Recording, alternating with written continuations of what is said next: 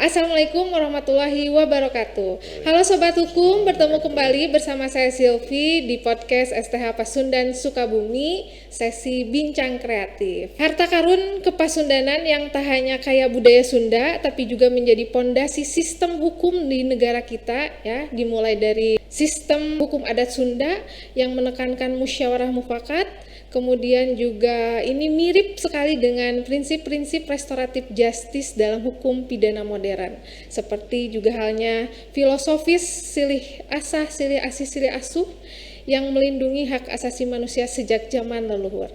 Telah hadir Bapak Profesor Dr. Ade Priyakani, Magister Science. Dan juga saya ditemani juga oleh Bapak Dr. Abah Ruskawan. Sampurasun Bapak Profesor dan Abah. Mangga Bapak Profesor, perkenalan dulu dan menyapa Sobat Hukum, dan bagaimana nih kesibukan sekarang Pak Profesor? Oke, Sobat Hukum dimanapun berada ya. Iya. Ya, salam kenal, dan mungkin baru dalam konteks ini kebetulan ya sehari-hari mungkin karena selaras dengan tugas kita ya karena kebetulan saya dengan Abah juga berada sekarang ini di bidang budaya paguyuban Pasundan. Oh iya. Jadi mungkin menjadi hal yang katakanlah menjadi kewajiban kita ya Pak ya, untuk kemudian mensosialisasikan nilai-nilai budaya kita. Nah, kebetulan Sobat Hukum melalui podcast STH ini memberi kesempatan untuk tema berkaitan dengan hal tersebut. Jadi saya sangat berterima kasih terutama kepada STH, dan mudah-mudahan nanti juga masalah-masalah tentang Sunda ya, terutama kaitannya dengan hukum ini menjadi menjadi bahasan kita, mudah-mudahan menjadi pengetahuan bersama, meskipun kita juga mengakui bahwa hal-hal yang sifatnya teknis hukum mungkin saya nanti dibantu oleh Abah gitu kan, karena background keilmuan yang berbeda, tentang kesamaannya adalah tentang bagaimana kita melestarikan memulai budaya Sunda. Mangga Abah disapa dulu dong Mbak Sobat Hukumnya. Assalamualaikum warahmatullahi wabarakatuh. Sahabat-sahabat hukum dimanapun berada, sahabat kawan, ya alhamdulillah sehari-hari saya di Yayasan Perguruan Tinggi Pasundan yang ada atau mengurus atau mengelola 4 perguruan tinggi Pasundan. Ada Unpas di Bandung, ada STKIP di Cimahi, ada STH di Sukabumi, juga ada Stipas di Bandung. Dan sehari-hari juga saya tinggal di Cianjur. Dan kebetulan juga di STH mungkin selaku pembina STH. Baik, terima kasih. Nah, Bapak Profesor, tentunya Sobat Hukum penasaran dong ya, kapan sih berdirinya paguyuban Pasundan ini, apalagi kenapa kita penting belajar mengenai wawasan kepasundanan ini, Prof? Oke, jadi pertama mungkin Sobat Hukum bisa terinformasikan dengan jelas ya, bahwa kemarin ini sempat juga ada beberapa titik mangsa sebetulnya berkaitan dengan berdirinya paguyuban Pasundan. Nah, namun data terbaru berdasarkan penetapan atau ikrarnya, namanya dulu bukan paguyuban Pasundan, jadi Pasundan. Oh, Pasundan aja. Pasundan, jadi tanpa paguyuban. Oh iya. Jadi Pasundan itu tanggal 20 Juli tahun 1913. Wah, luar biasa, sebelum kemerdekaan ya, Prof. Jauh sebelum kemerdekaan. Bahkan paguyuban Pasundan juga sudah punya sekolah ya, jauh sebelum pemerintah mengelola sekolah. Wah, luar biasa ini. Jadi yang paling dulu gitu kan, masyarakat pribumi yang memberikan kontribusi terhadap pendidikan adalah Paguyuban Pasundan. Iya. Karena sudah sejak tahun 1920 Paguyuban Pasundan sudah mendirikan sekolah. Wah, luar biasa. Ya, sekolah pertama itu 6 tahun setelah berdirinya Paguyuban Pasundan, Iya. yang didirikan diinisiasi oleh cabang Tasikmalaya melalui Pak Raden Ahmad Atmaja, waktu itu pengurus Paguyuban Pasundan sekaligus juga ketua cabang Tasikmalaya. Berarti itu tokohnya ya, Prof? Ya, itu adalah berdirinya Fox School Pasundan. Oh iya, Fox. Fox School Pasundan atau Sekolah Rakyat Pasundan tahun 1920. Ya, lalu kemudian di 3 tahun kemudian berdiri sekolah menengah juga Mulo Pasundan. Nah, ini kalau tadi nanti berubah menjadi Hayes Pasundan, lalu kemudian menjadi Mulo Pasundan. Dan untuk perempuan, kaum perempuan, makanya mungkin ini Paguyuban Pasundan tidak mengenal perbedaan gender, karena tahun 20 itu juga berdiri sekolah keutamaan istri. Oh iya. Ya, mungkin kurikulumnya berbeda tentunya dengan sekolah Fox School. Yang waktu itu memang semuanya laki-laki gitu. Semuanya laki-laki. Nah, perempuannya, jadi saya katakan perempuan ya, jangan wanita. Oh iya. Kalau perempuan berasal dari kata empu, orang yang kita hormati. Kalau wanita itu dari bahasa Yunani, artinya dari vanita. Vanita itu adalah objek bagi laki-laki. Kalau Mbak Silvi nanti senangnya dipanggil perempuan atau wanita, gitu kan. Kalau saya ingin menghargai, ya lebih senang dengan kata perempuan. Nah itu jadi berdiri tahun 1913, tepatnya di Jakarta. Nah, yang menginisiasinya adalah anak-anak muda usia 20-21 tahunan yang mereka sedang kuliah di Stovia atau sekolah kedokteran. Waktu itu zaman Belanda di Batavia. Nah, inisiatornya 7 orang, makanya disebutnya Sabta Nonoman. Kalau kemarin kebetulan kita buat penelusuran sejarah, lalu kita tampilkan dalam bentuk setra karasmen, di dandingnya kita sebutkan Sabta Nonoman Pasundan, dipimpin oleh yang agak senior namanya Raden Mas Dayat Hidayat. Nah, itu ada 7 orang. Nah, mereka senantiasa berkumpul setiap malam minggu. Jadi kalau anak-anak muda zaman sekarang mungkin ngumpulnya di kafe gitu. Nah, anak-anak muda zaman itu kumpulnya di rumah seorang senior Sunda.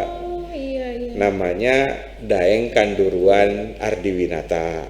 Usianya kurang lebih 48 tahunan, menjelang 50 tahun.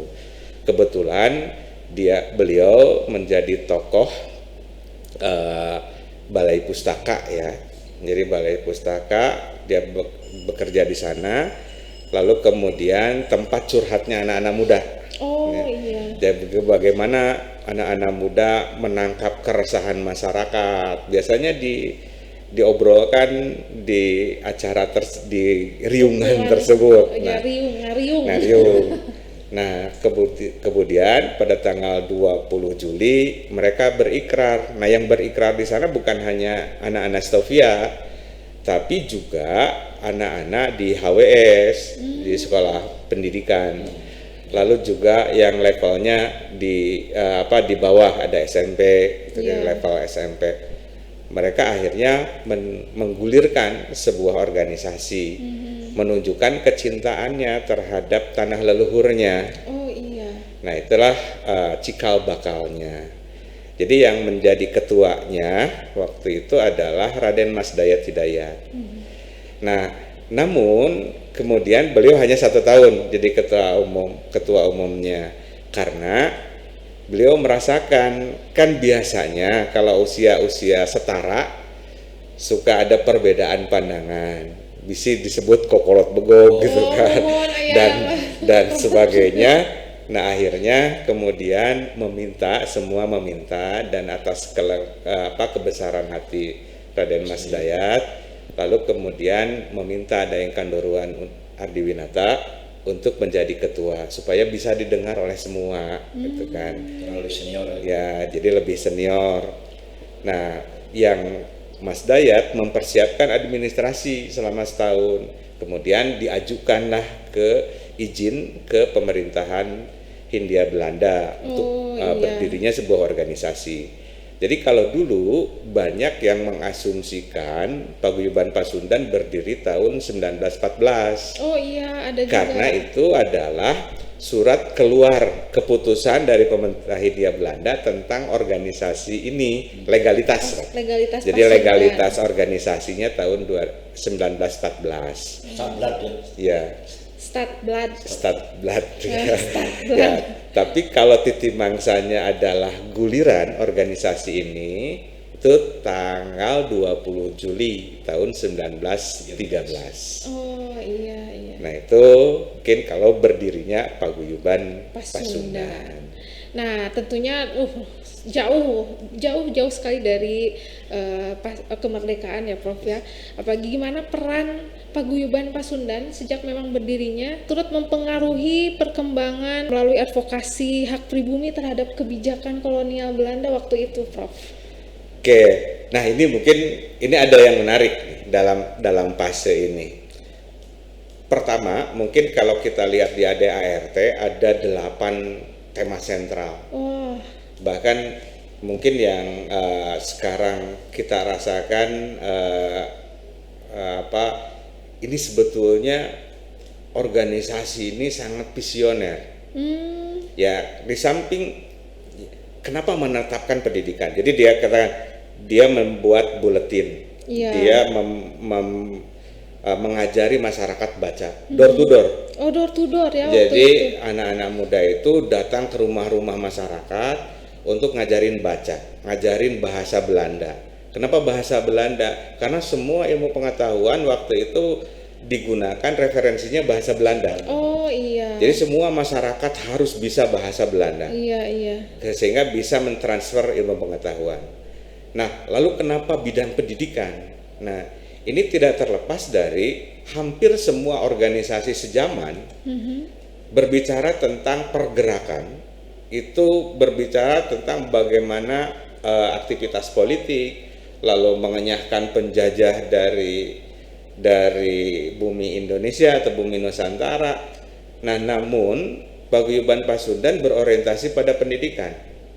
Jadi Paguyuban Pasundan berasumsi bahwa jika seandainya suatu saat Indonesia merdeka, lalu kemudian masyarakatnya tidak berpendidikan, sarwajeng bohong. Artinya nantinya akan tetap dikuasai oleh orang-orang yang memiliki kedekatan dengan penjajah. Iya. Nah, maka masyarakat itu harus mendapatkan ilmu pengetahuan, harus sekolah, supaya dialah yang nantinya akan mengelola Republik Indonesia setelah merdeka. Jadi betul-betul merdeka itu bukan hanya secara fisik, tapi juga kita menjadi aktor dalam pengelolaan negara. Dan hal ini dibuktikan tadi tahun 1920 kita sudah dirikan sekolah. Iya. Jauh sebelum orang-orang berpikir tentang bagaimana mendirikan sekolah. Bahkan tahun 42 nih 3 tahun sebelum kemerdekaan kita sudah lebih dari 30 sekolah. Wah, luar biasa. Dengan ratusan guru. Maaf Prof, tadi yang door to door itu dengan cuma-cuma Prof. Iya. Luar Jadi biasa ya. anak-anak mahasiswa kan, Iya. Jadi ngajarin baca ke rumah-rumah. Ke rumah-rumah. Nah, itu untuk anak-anak ya. Jadi anak-anak diajarin baca. Lalu bagaimana masyarakat umumnya? Mendirikan koran, buletin. Oh, Jadi iya. informasi pengetahuannya lewat buletin dan koran. Jadi pendidikan nomor 1 ya Prof ya. Jadi pendidikan bagi anak usia sekolah, juga pendidikan dilakukan bagi masyarakat secara umum melalui informasi-informasi yang disampaikan. Iya. Nah, inilah yang dimaksudkan bahwa organisasi ini paling visioner, Iya. gitu kan. Nah, ini tentang paguyuban Pasundan ini. Jadi sebetulnya kalau umpamanya sekarang pemerintah Indonesia terlalu terlalu menganaktirikan swasta umpamanya, Iya. umpamanya ini kan tidak seperti itu. Ya, seperti itu. Ini justru salah, ini ahistoris. Iya. Justru pendidikan di Indonesia diawali oleh ya masyarakat, Iya. organisasi masyarakat, utamanya adalah paguyuban Pasundan. Paguyuban Nah, Pasundan. lalu coba sekarang umpamanya di antara organisasi-organisasi yang sejaman ini kan tinggal paguyuban Pasundan. Organisasi yang lain sudah tidak ada lagi. Nah, betapa kontribusi paguyuban Pasundan ini jauh lebih jauh. banyak dibandingkan dengan pemerintahan, karena pemerintahan baru tahun 45 gitu Iya. kan. Lalu kemudian kita tahun 1920 sudah punya sekolah, Iya. berarti sudah 25 tahun sebelum Indonesia ada, Merdeka. kita sudah punya sekolah. Iya, luar biasa ya Prof Iya. ya.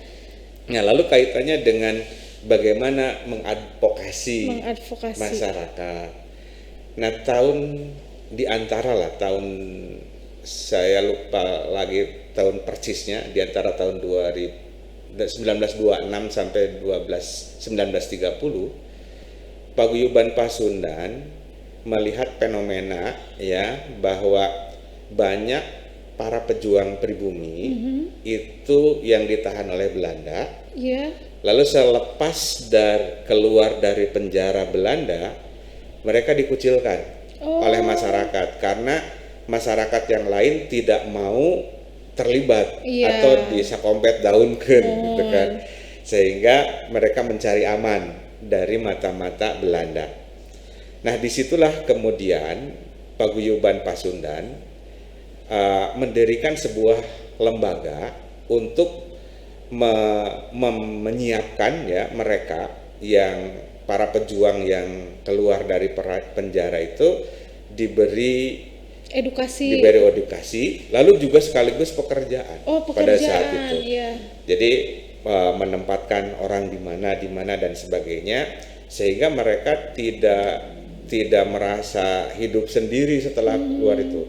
Karena sebelumnya banyak para pejuang kita yang keluar dari penjara lalu kemudian dikucilkan oleh masyarakat karena mereka tidak mau ikut campur ya. Bukan itu, jadi ikut merasa oleh Belanda dicap sebagai bagiannya, gitu kan. Gitu. Jadi mereka terkucilkan, bahkan bisa melakukan tindakan kriminal. Ya mungkin kalau kita contoh kasus si Pitung, gitu kan, bagaimana melakukan perjuangan terhadap Belanda. Nah, itu mereka adalah para pejuang yang termarginalkan di negerinya sendiri, sehingga akhirnya mereka ya mau tidak mau kita harus hidup, gitu kan. Setelah itu maka sistem-sistem si Pitung atau Robin Hood itu terjadi pada saat itu. Jadi bagaimana mereka merampok orang kaya lalu kemudian membagikannya kepada masyarakat, itu terjadi karena hal tersebut dianggap oleh paguyuban Pasundan ini nggak adil lah. Ini nggak adil. Di mana mereka berjuang membela tanah airnya, tapi dalam kehidupan setelahnya itu teralienasi. Akhirnya dibuatlah sebuah lembaga itu. Nah, saya lupa lagi lembaganya, tapi karena dalam bahasa Belanda, tapi mungkin bahasa ininya adalah sebagai kalau bahasa sekarangnya mengadvokasi iya, betul. mengadvokasi mereka supaya mereka bisa hidup yang normal selepas keluar dari penjara. Nah, jadi kontribusi kita ya paguyuban Pasundan itu sudah mulai sebelum Indonesia merdeka. Sebelum undang-undang Indonesia itu ada, kita sudah berkontribusi dalam bidang hukum. Bidang hukum dan pendidikan tentunya ya Prof. Pendidikan. Utamanya iya. Prof, kalau boleh saya juga minta informasi dari Prof. Apa kira-kira yang menjadi latar belakang lahirnya Paguyuban Pasundan? Oke, mungkin ya ya kita sama-sama lah mungkin dengan sobat hukum ya kita kita coba untuk telusuri. Nah ini awalnya kan pergerakan nasionalisme itu sedang bertumbuh di Asia Pak. Jadi sekitar mungkin 19-an ya. Dia diawali oleh Cina, lalu kemudian Filipina yang lebih dulu nasionalisme ini. Nah ke Indonesia juga sudah mulai, makanya kemudian lahirlah Budi Utomo. Lalu kemudian lahirlah organisasi-organisasi perjuangan untuk melepaskan diri dari penjajahan. Nah jadi semua orientasinya adalah bagaimana melepaskan diri dari penjajahan. Nah cuma ya mereka juga orang-orang pendiri Paguyuban Pasundan juga sudah terlibat sebetulnya dalam Budi Utomo. Ya. Dalam Budi Utomo mereka, cuma masalahnya di dalam prakteknya di dalam rapat-rapat Budi Utomo mungkin banyak aspirasi dari wilayah Tatar Sunda ini yang belum terakomodir, sehingga mereka katakan ya udah kita buat sendiri aja, sehingga kita bisa lebih sempit, lebih nyata, lebih spesifik memperjuangkan itu. Nah lalu bagaimana temanya? Kalau orang berbicaranya senantiasa politis, merebut kekuasaan, lalu berkaitan dengan kontak senjata dan sebagainya, kita jangan seperti itu. Kalau gitu udah umum, udah. Nah kita harus berjuang selepas Indonesia merdeka itu harus bagaimana. Jangan sampai ketika kita merdeka tapi yang mengelolanya tetap orang-orang mereka gitu. Nanti akhirnya kita menjadi negara yang gagal. Maka supaya negara tidak gagal, kita siapkan SDM-nya. Jadi mempersiapkan SDM untuk mengelola negara.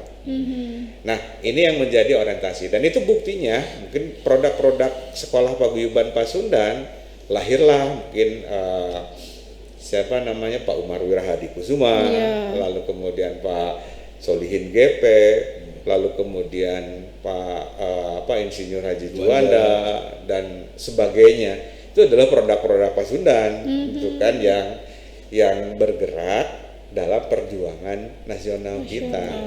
Dan itu adalah produk-produk SDM yang disiapkan oleh Paguyuban Pasundan. Jadi jauh sebelum orang mempersiapkan SDM, kita sudah melakukan itu. Pasundan sudah berkiprah. Jadi pionir lah. Ya betul. Jadi mungkin kata Abah sama. Memang perjuangannya adalah orientasinya adalah melepaskan diri dari belenggu penjajahan. Nah bahkan ada yang unik. Kenapa? Katanya ada pertanyaan kan mungkin dari sobat hukum. Kenapa sih ketua pertamanya atau kedua lah kata-kata seperti itu setelah Raden Mas Dayat adalah Daeng Kanduruan. Daeng kan gelar bangsawan Bugis gitu. Jadi Pak Daeng ini bapaknya adalah seorang putra mahkota dari kerajaan Goa dari kerajaan Goa. Nah kebetulan beliau ini diasingkan oleh Belanda ke Bandung, lalu kemudian menikah dengan seorang perempuan ya kalau sekarang mungkin di daerah Kabupaten Bandung di Soreang. Nah akhirnya Daeng Kanduruan Ardiwinata ini lahir. Jadi produknya adalah Indo Bugis Sunda. Indo Bugis Sunda. Namun secara kultural beliau dibesarkan oleh budaya Sunda. Karena ketika bapaknya dan kakeknya itu dipersilahkan kembali ke sana, Daeng Kanduruan tidak diizinkan oleh neneknya. Jadi ibunya ke sana, bapaknya ke sana, jadi dibesarkan oleh neneknya di sini.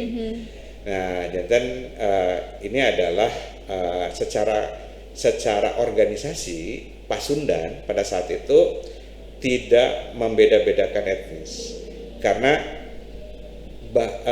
anggotanya pun itu ada orang Belanda, ada orang Cina, ada orang Jawa, orang Minang untuk menjadi anggota Pasundan. Pasundan.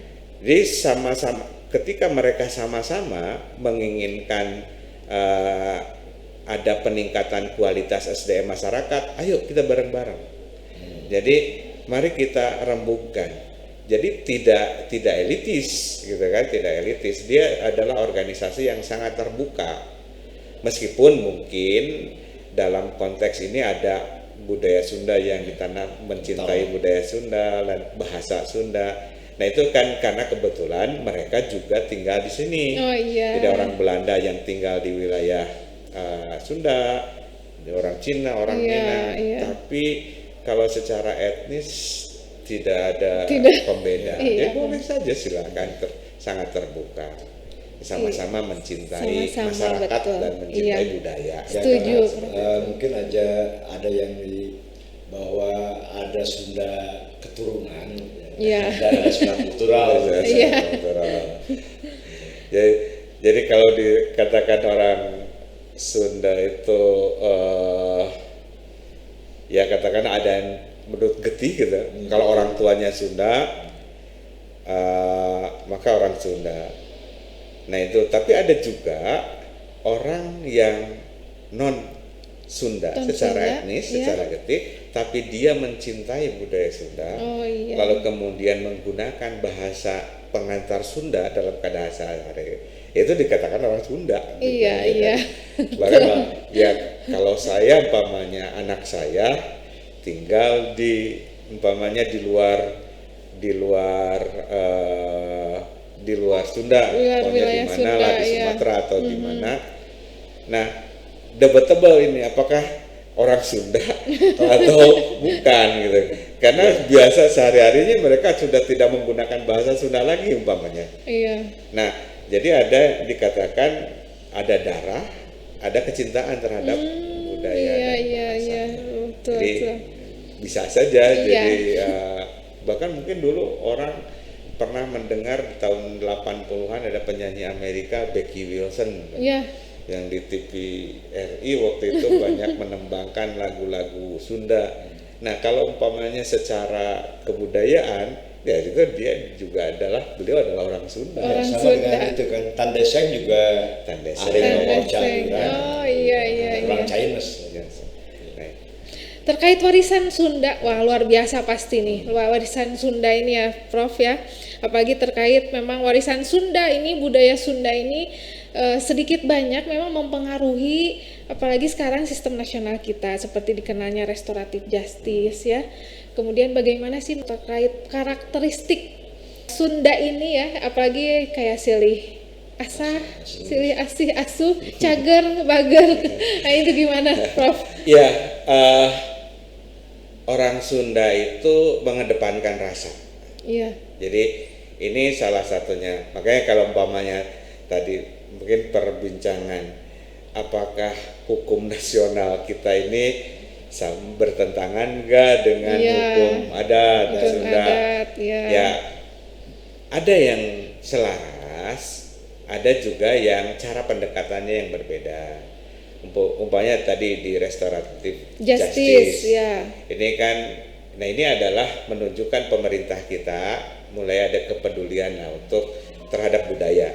Jadi kalau sebagai pelaku budaya mungkin saya dan Abah ya Pak sangat senang juga dengan munculnya hal ini meskipun baru efektif tanggal 2 Januari Iya. tanggal 2 Januari 2026. Tapi ini adalah sebuah angin segar bagi budaya daerah terutama untuk Sunda ya, untuk Sunda karena dengan restoratif justice ini memberi katakanlah memberi pilihan ya. Iya. Jadi unsur pidana bisa diselesaikan secara Musyawarah mufakat Di luar pengadilan. di luar pengadilan. dan itu adalah hukum yang sudah berlangsung dalam masyarakat Sunda sejak dulu ya. sejak dulu karena hukum atau aturan dalam masyarakat Sunda ini yang paling dikedepankan adalah keadilan dan keharmonisan.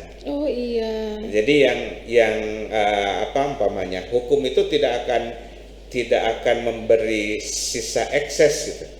Jadi ketika ada sebuah kasus harus diselesaikan dengan tuntas Iya. dan dengan cara yang baik-baik. Maka ada istilah Caina herang, laukna Laukna beunang. beunang.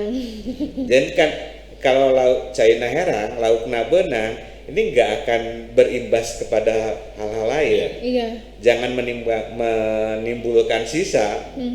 Nah, kalau dengan vonis umpamanya, kalau hukum positif kita bukan berarti menolak, tidak. Ini Iya. ada kalau umpamanya diistilahkan dengan itu pasti akan menyisakan sisa.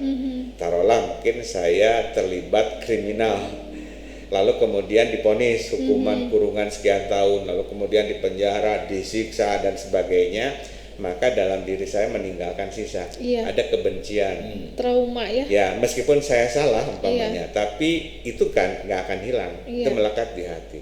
Maka dalam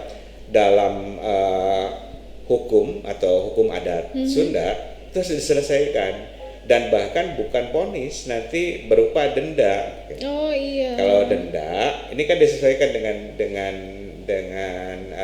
tingkat kejahatannya umpamanya atau tingkat kesalahannya. Iya.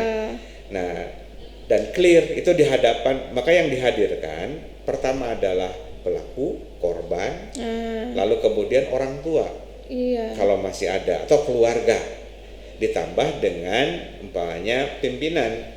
Kalau tingkatannya nasional, raja langsung turun sekalian, atau bupati atau dan sebagainya.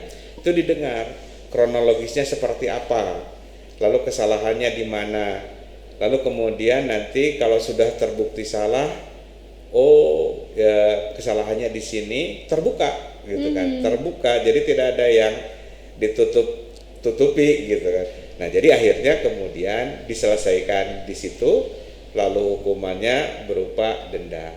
Nah, nanti dianya plong gitu. Iya. Jadi selesai sampai di situ. Iya tuh kan. Lalu ya. kemudian jangan ya, kalau sekarang mungkin banyak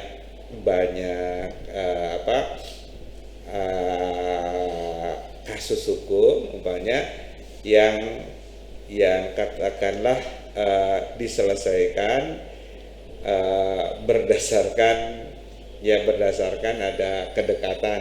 Jadi istilah dalam ini adalah dalam Sunda itu tong cuet kanu hareup, Oh iya. tong ponteng kanu koneng. Nah, Jadi hukum itu Apa tuh, betul-betul ya? berpihak pada keadilan. iya. Dan Setuju. keadilan atau keputusan yang diputuskan oleh pengadilan itu tidak berdampak pada keharmonisan masyarakat. Jadi individu harus mengalah untuk kepentingan keharmonisan masyarakat. Jadi orientasinya Iya, adalah iya. keharmonisan masyarakat. Iya. Makanya muncullah tadi tentang tritangtu. Pola pikir orang Sunda itu bersendikan pada 3 hal. Makanya disebut tritangtu. Jadi semuanya berorientasi pada 3. Apa itu? Nah, Prof? disebut tritangtu itu adalah keselarasan antara hubungan manusia dengan Tuhan, Iya. hubungan manusia dengan sesama manusia, dan hubungan manusia dengan alam. Jadi kalau umpamanya ini bisa kita lihat dalam bentuk perkampungan Baduy lah. Iya. Baduy itu kan ada 2, ada Baduy dalam dan Baduy Baduy luar. luar, Nah, untuk iya. Baduy dalam itu hanya 3 kampung dari awal sampai sekarang, Iya. yaitu Cikesik, Cikertawarna, dan Cibeo. Nah, yang pemegang mandat atau penerima mandat adalah Kampung Cikesik, kampung tertua, yang kebetulan dekat dengan gunung ya, di Iya, daerah Gunung Kendeng di sana. Iya. Nah, dialah pemegang mandat. Jadi yang memiliki hubungan dengan spiritual yang di atas itu biasanya di sana. Lalu yang menjadi pelaksana mandatnya bukan dia, tapi kampung yang lebih muda, yaitu Cikertawarna sebagai eksekutifnya. Nah, ini mungkin legislatif lah. Iya. Nah, lalu kemudian Cibeo menjadi penjaga mandat, yang disebut yudikatif. Nah, pola ini kemudian juga dalam tata pemerintahan. Makanya tadi Abang mengatakan tritangtu di Buana. Tritangtu Buana itu adalah Ratu Rama Resi atau Prabu Rama Resi.